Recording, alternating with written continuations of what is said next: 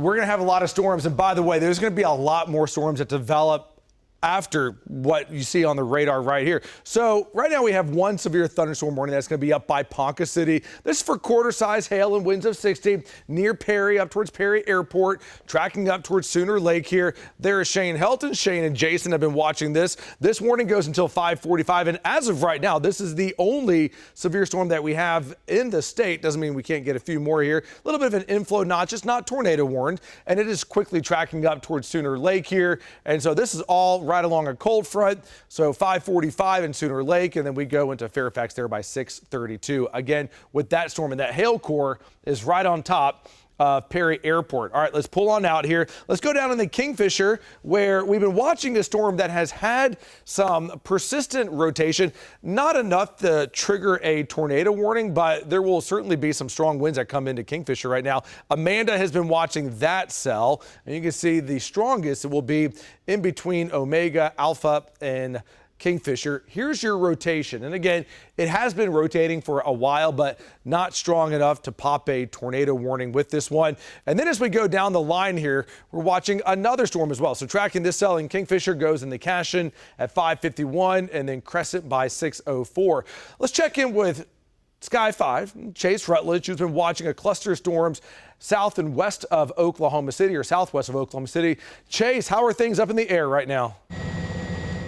Well, I mean, right here where we are, it's pretty good. But I tell you what, this storm, it just doesn't have the structure that we're used to seeing with a supercell. So, but what we are seeing are a lot of lowerings from, if we go to the left just a little bit, we're seeing a lot of lowerings right out of there, but they're just not rotating like we're, something that we're looking for. But I tell you what this storm does have is a lot of lightning. We've seen a number of lightning strikes. That's why we're kind of keeping our distance here. But you can see a little bit of a lower there, but it's really not that dynamic, Damon, but we'll keep watching it. All right. I know that you will stay on it as we're watching. Look at that lightning, by the way. My goodness. Okay, let's go back over to the radar right now.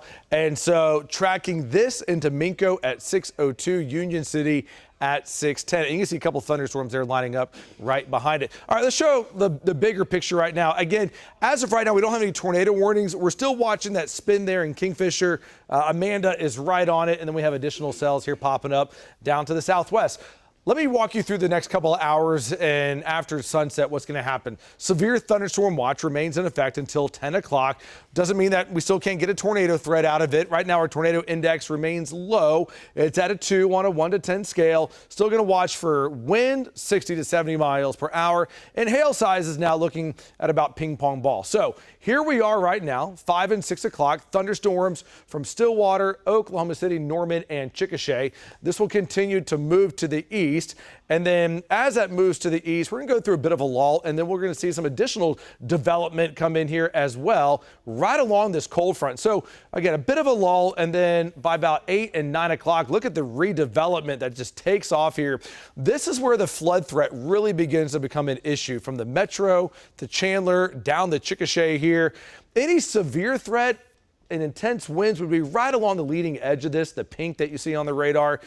And then after that drops down to the south, we're just going to have some pretty steady, moderate to heavy rain that's going to continue well into the overnight and into the early morning hours. Again, severe weather threat will be diminishing as that happens. Closer inspection here into the metro. If you are going out 6 and 7 o'clock, got a little batch of storms coming in. Most of the activity is just north, and then we're going to watch this storm redevelop right on top of OKC, Tuttle, Minco, more to Midwest City by 10 and 11 o'clock. And once the rain moves in, it's just going to rain for a couple hours here, with the rain not wrapping up until right around 4 and 5 a.m. So flood watch for Oklahoma City, Chickasha, south and east. How much rain are we looking at here? Some pretty decent amounts here, and it's going to come down pretty quickly. And because it is a Friday night, I know a lot of us will be out, but just know that the rain's going to be hard enough that the flood threat will be something we have to watch. 1.5, 2, up to 3 inches of rain coming in here. So just keep that in mind. If you go out tonight, just make sure that you're paying close attention to the weather. We will right here.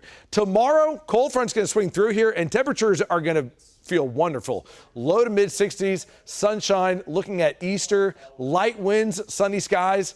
only 70 degrees for a high. And finally, we're bringing in some much nicer spring-like weather. None of these heat waves like we've been feeling lately. Lots of 70s in the forecast. And we're going to watch another round of storms come in for the end of next week. And you're up to date with the latest First Alert forecast.